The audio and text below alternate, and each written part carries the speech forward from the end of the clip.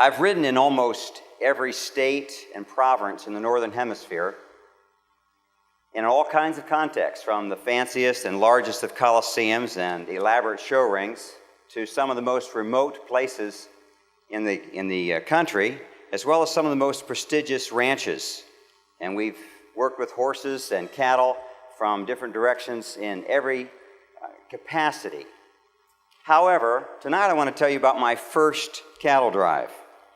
Chapter 1 really tells us about the 3-year-old mare with her own agenda. I noticed that she had a very good homing instinct, and she thought a lot about the headquarters from which we had just left. We loaded up our horses in the trucks and trailers, and we drove out to the first pasture. This ranch owned about 100,000 acres and leased another couple 100,000.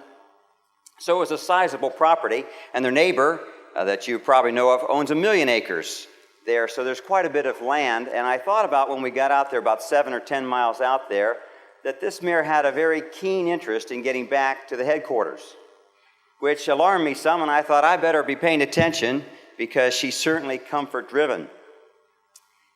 As we went out, she became a little anxious, and I began to work with her a little bit, and I realized that this mare had no vision for why I had come out there.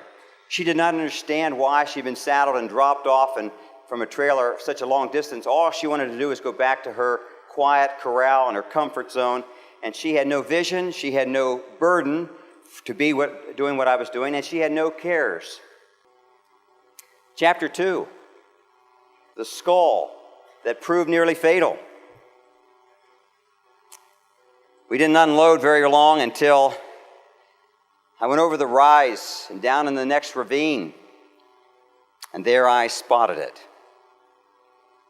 The decaying bones of a dead cow. Now, that may not be attractive to you folks very much to have one of these as your very own.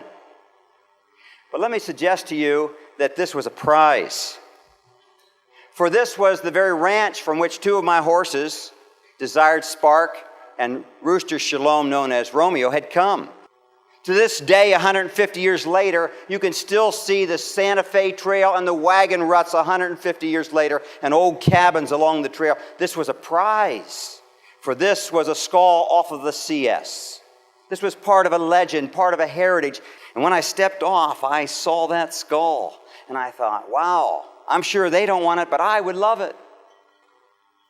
But no sooner did I step off my 3-year-old racy mare and pick up the skull, and she had a new agenda. She wanted to get home fast without me and the skull. Oh, I was torn between my attraction to this prize and my desire to get home without walking 10 miles.